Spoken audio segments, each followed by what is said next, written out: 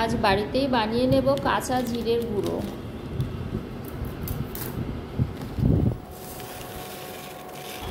बाजार थेके आना जिरेर गुঁড়ো एकटु खेते केमन लागे सेई कारणे बाड़ीतेई बानिये निलाम।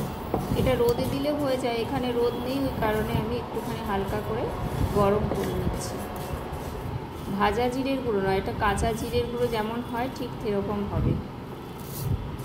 হালকা করে গরম করে নিয়েছি মাত্র, ব্যাস।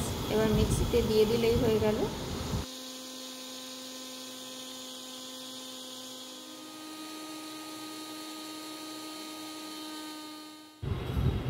বাড়িতে বানালে একদম অরিজিনাল জিরের গুঁড়োটাই পাওয়া যায়।